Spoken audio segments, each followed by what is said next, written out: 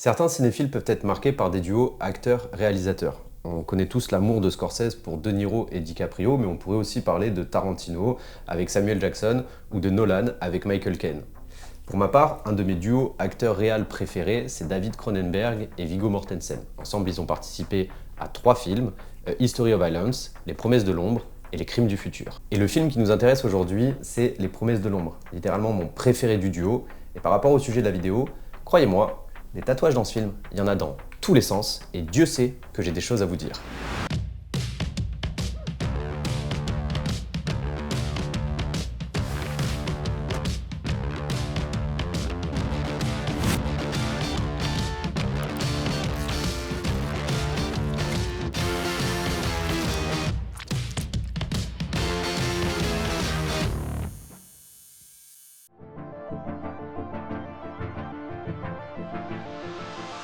Alors, avant de vous parler de tatouage, petite présentation du film. Sorti en 2007, Les Promesses de l'Ombre est donc un film réalisé par David Cronenberg. On y retrouve un trio d'acteurs très efficaces, Naomi Watts, Viggo Mortensen et Vincent Cassel, et oui, Vincent Cassel et Viggo Mortensen ont joué ensemble et rien que pour ça, ce film est fou. Mention spéciale également à Armin Müller-Stahl qui joue un parrain de la mafia absolument parfait et glaçant. Pour ce qui est du synopsis, nous allons suivre Anna, une infirmière de l'hôpital de Londres qui lors d'une garde sera témoin du décès d'une jeune femme enceinte du nom de Tatiana. Cette jeune femme laisse derrière elle une enfant et un journal écrit en russe. Anna tente alors de faire traduire ce journal pour retrouver la famille de Tatiana afin de trouver un foyer à son bébé. Tellement voilà, la traduction de ce journal va révéler un lien dangereux entre Tatiana et la mafia russe, et plus précisément un clan du nom des Vorivé Sakone. Anna va devoir faire face à un monde dangereux dont elle ignore tout pour révéler la vérité sur la mort de Tatiana. Bon, et pour les tatouages alors ? Dans sa quête de vérité, Anna se fera aider par un mystérieux chauffeur du nom de Nikolai, qui sera plus ou moins notre guide métaphorique entre spectateurs, tatouages et mafia russe. De leur symbolique à leur importance dans le milieu, Nikolai sera tout au long du film un véritable pont entre le spectateur et le film.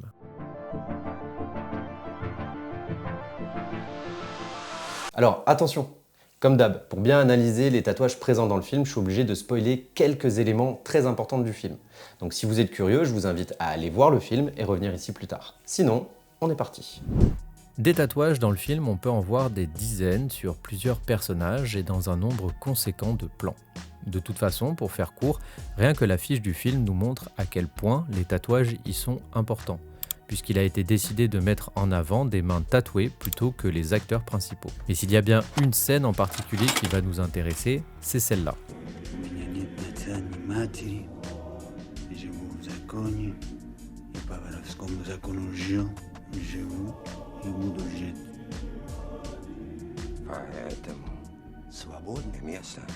Pour comprendre cette scène, il faut remonter un peu plus tôt dans le film. Pour bon et loyaux service rendu à la famille, Nikolai monte en grade au sein du clan. Pour symboliser cette montée en grade, il se voit offrir des tatouages par le parrain des Vorivé Sakone. La réalisation de ces tatouages est une véritable étape et doit faire l'objet d'une cérémonie, ce qui nous ramène à la scène que nous venons de voir. Ce qu'il y a de réellement intéressant avec cette scène, c'est que les membres de la mafia qui participent à cette cérémonie vont refaire le parcours criminel de Nikolai juste en regardant ses tatouages. Et on peut constater qu'il porte beaucoup de tatouages. On peut relever plusieurs lettrages, un corbeau sur une branche, un serpent sur une dague, un crucifix orthodoxe, une faux, quelques symboles sur les mains et les doigts, et enfin plus tard on verra qu'il a également une grosse église russe dans le dos. Et je m'arrête là pour ce qui est des tatouages déjà existants, car les véritables stars de ce film, ce sont les tatouages qui vont être réalisés dans la scène qui suit la cérémonie. Nikolai se voit donc tatouer 2 étoiles au niveau des clavicules et des genoux. Avant d'analyser tous ces symboles, il est intéressant d'essayer de comprendre comment ces tatouages fonctionnent dans le film et ce qu'ils apportent à notre héros. Il est indéniable que l'ensemble des tatouages de Nikolai nous permettent de retracer son parcours de criminel. On apprend que la plupart de ses tatous ont été faits en prison ou encore qu'il n'a aucun tatouage réalisé de force. Tout cela indique de lui qu'il est donc un bon criminel, fidèle, dévoué et que ce n'est pas une victime. Quant aux nouveaux tatouages, clairement, ils sont la récompense de son investissement dans le clan. Comme je l'ai dit plus tôt, ils symbolisent sa montée en grade et lui font gagner en crédibilité auprès du clan. Et vous pensez sûrement que ça s'arrête là, que c'est un épisode tranquille et que c'est trop facile d'illustrer un mafieux avec des tatouages de taulards. Mais les amis, on est chez Cronenberg. Avec lui, c'est jamais aussi simple. Et Trigger Alert, c'est maintenant que je vais vous spoiler le film. Et vous allez voir que l'utilisation des tatouages est beaucoup plus subtil que ce que vous pensez. Dans le dernier tiers du film, on apprend que Nikolai est en fait un agent infiltré de Scotland Yard. Et à ce moment, tous ces tatouages prennent une nouvelle dimension. Est-ce que son passé de criminel est bien réel? Et si ce n'est pas le cas, tous ces tatouages montrent la détermination de Nikolai à mener sa mission d'infiltration jusqu'au bout. On apprend également que le parrain lui a offert les tatouages d'étoiles dans le but de le trahir et de le vendre à un clan adverse à la place de son propre fils. Seulement voilà, Nikolai, il est pas con, il comprend le manège et se laisse tatouer. Et lui va utiliser ses étoiles pour garder sa crédibilité dans le milieu de la mafia. Il annonce même à son contact chez Scotland Yard qu'il pense prendre la place du parrain. Ces tatouages deviennent donc des outils de complot. On en vient donc à se demander quelles sont ses réelles intentions, faire tomber la mafia ou réellement devenir le parrain le plus influent de Londres. Bref, voilà grosso modo tout ce qu'on peut dire sur les tatous de Nikolai et leur rôle dans le film. Mais maintenant qu'on a fait le tour de la partie film, la vraie question c'est est-ce que Cronenberg utilise de véritables tatouages de prisonniers dans son film?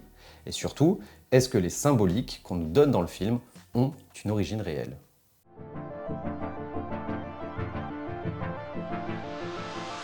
Lorsque Cronenberg commence l'écriture de son film et surtout de son personnage de Nikolai, il pense tout de suite à Viggo Mortensen. L'acteur est jusqu'au boutiste, tout comme le réal, et il prend son rôle très au sérieux. Il va parcourir la Russie dans tous les sens pour construire son personnage, allant même jusqu'à rencontrer de véritables criminels russes en prison. Il va beaucoup s'inspirer du film documentaire The Mark of Cain de Alex Lambert sur l'art des tatouages dans les prisons russes. Il apporte par la suite un livre sur les tatouages de prisonniers russes à Cronenberg, lui soumettant l'idée que les tatouages devraient être un des éléments fondamentaux du film. Une particularité de Viggo Mortensen, c'est qu'il est un acteur dit caméléon. Il adore se transformer physiquement pour ses rôles et en l'occurrence, pour celui-ci, il voulait réellement devenir un criminel russe. Donc la réponse à notre question, c'est oui. Évidemment que Cronenberg a utilisé de véritables tatouages de criminels russes pour son film. Je vais vous dire qu'il a même pris les devants. Il devait très bien s'attendre à ce qu'on lui tombe dessus avec cette histoire de tatouage. Donc pour la promo du film, ils ont créé un poster avec tous les tatouages de Nikolai et leur signification. Et avant d'aller plus loin, on va se faire un tout petit peu d'histoire.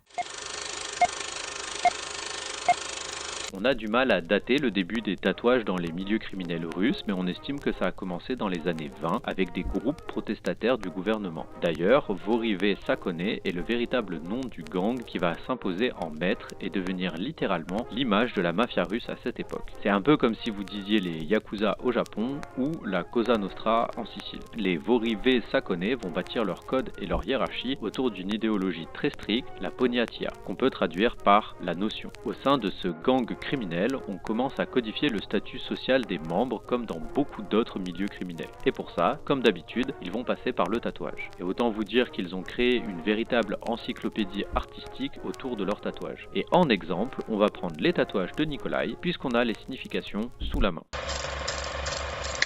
Et comme j'ai trouvé que des images de mauvaise qualité parce que le film date de 2007, j'ai pris le temps de redessiner tous les tatouages pour votre plus grand plaisir. Par contre, il est de mon devoir d'artiste tatoueur de vous prévenir. Certains parmi vous vont trouver ces tatouages stylés et auront peut-être envie de se les faire tatouer. Alors ne faites surtout pas ça. Ces tatouages ont une histoire très forte et une symbolique très lourde. Et ils peuvent vous attirer des problèmes avec la justice, mais surtout avec les criminels. Donc si vous voulez pas d'embrouille avec la mafia russe, ne vous faites pas de tatouage de mafia russe. On commence avec celui-ci, le premier que l'on voit dans le film et qui est sur la main de Nikolai. Il signifie « je suis libre et serai de nouveau libre ». On l'associe aux peines de prison. En gros, c'est pour dire que le prisonnier retrouvera sa liberté. Puisqu'on commence avec la main, on va continuer avec les tatouages sur les doigts où l'on a plusieurs petits symboles. Lui qui signifie que la personne est devenue un voleur à cause de la pauvreté ou d'un foyer brisé. Lui qui indique le nombre d'années passées en prison en fonction du nombre de cercles de couronnes coloriées. Pour Nikolai, ce sera donc 2. Celui-là n'est pas vraiment expliqué dans le poster du film, mais mes recherches indiquent que les croix sont en général associées au statut de voleur. Pour tous les lettrages, on peut les traduire par différentes phrases qui s'adressent la plupart du temps aux forces du gouvernement comme de la provocation. Ainsi, on va pouvoir lire « Je serai libre »,« Je ne suis pas le valet de la loi »,« J'ai bien plus que vous » ou encore « Laissez le rêve exister ». On va enfin pouvoir passer aux pièces plus imposantes. Le corbeau symbolise le statut social du porteur, mais surtout le fait que c'est un marginal qui vit entre le monde commun et le monde criminel. Sur la cuisse droite de Nikolai, on peut apercevoir une madone qui porte un enfant. L'enfant symbolise le fait que le porteur a été incarcéré dès son plus jeune âge. La madone symbolise quant à elle la fidélité du porteur envers le milieu criminel et sa foi en la Vierge Marie qui le protégera. En restant sur la Vierge Marie, le tatouage qui la représente représente avec un cœur symbolise le fait que le porteur sait se défendre contre la police et ses rivaux. Ce crâne, orné d'une couronne de fleurs que l'on retrouve sur le bras droit de Nikolai, signifie que le porteur a eu un destin cruel. Et ce sont les fleurs qui vont en dire le plus. La tulipe signifie que le porteur a tué avant sa majorité. Quant à la rose, elle signifie que le porteur était en prison avant ses 18 ans. Pour le poignard et le serpent, rien à voir avec le caducée d'Hermès. Ici, le poignard représente les prédateurs sexuels et le serpent représente une condamnation pour grave lésion corporelle. On peut donc comprendre qu'une des peines de prison de Nikolai est liée à un acte très violent. Le crucifix qu'il porte sur le torse représente l'esclavage et la soumission. Il souligne le fait que le porteur occupe une place importante dans le clan. Pour les coupoles qu'il a dans le dos, chaque coupole représente un passage en prison. On peut donc en déduire que Nikolai serait allé 3 fois en prison. Enfin, les superstars du film, les étoiles sur les épaules et les genoux. Ce sont le symbole ultime des hauts gradés du clan. Alors, une première symbolique qu'on pourrait leur attribuer, ce serait que le nombre de pointes représente un passage en prison. Sauf que là, en fonction des sources, tout le monde n'est pas d'accord. En revanche, ce qui est sûr, c'est qu'elles représentent la liberté du criminel. Sur les épaules, elles indiquent que le porteur ne mettra jamais l'uniforme de l'armée, symbole de la soumission à l'État. Toujours aux épaules, elles représentent le fait que le porteur transgresse les lois. En fonction de son statut au sein de la famille, on n'obtient pas forcément les étoiles au même moment. Par exemple, dans le film, Kirill, joué par Vincent Cassel, est le fils du parrain. Lui porte les étoiles depuis son adolescence. Cela veut dire qu'il est né libre. Sinon, il faut, comme Nikolai, les gagner à force de fidélité. Enfin, sur les genoux, elles symbolisent le fait que le porteur ne posera jamais un genou à terre. Et je vais m'arrêter là car ça commence à faire vraiment beaucoup. J'ai d'ailleurs fait exprès de ne pas trop rentrer en profondeur dans la symbolique des tatouages de prisonniers russes pour rester dans un esprit de vulgarisation. Et si le sujet vous intéresse, je vous recommande fortement de regarder le documentaire The Mark of Cain de Alix Lambert et en fonction de votre budget, je vous recommande l'encyclopédie en 3 volumes Russian Criminal Tattoo qui est tout simplement une référence sur le sujet et un véritable objet de collection.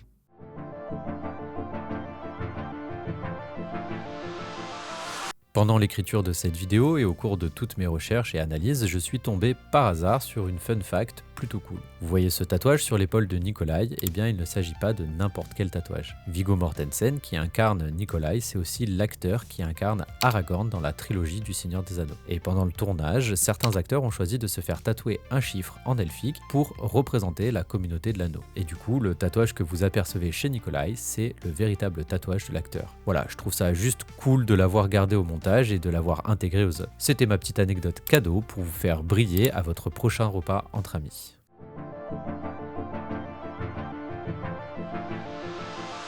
Parfois, certaines œuvres d'art peuvent être de véritables portes ouvertes vers de tout nouveaux univers. Ça peut être le cas avec une musique qui vous fait découvrir des sonorités d'une culture que vous ne connaissez pas. Ça peut être le cas avec un jeu vidéo qui vous fera voyager dans le monde merveilleux de la fantasy. Ou ça peut être un film qui vous fait découvrir un personnage ultra charismatique rempli de tatouages mystérieux. Et c'est exactement pour ça que j'aime autant Les Promesses de l'Ombre. Je me souviens que j'ai perçu ce film comme une invitation à découvrir le monde fascinant de la symbolique des tatouages de criminels russes. Et si 15 ans plus tard je suis devenu tatoueur, je pense que ce film y est forcément un peu pour quelque chose. Et j'espère qu'avec cette vidéo, à mon tour, je vous aurai un peu renvoyé l'invitation. Les amis, merci infiniment d'avoir regardé cette vidéo. C'était pas mal de taf que de tourner et monter tout ça, mais c'était surtout beaucoup de plaisir. Si ça vous a plu, je vous invite à laisser pas mal de pouces bleus et de commentaires. Et si jamais vous voulez soutenir tout le travail de Capsule Picture, je vous invite à vous abonner. Je vous fais des bisous et je vous dis à bientôt.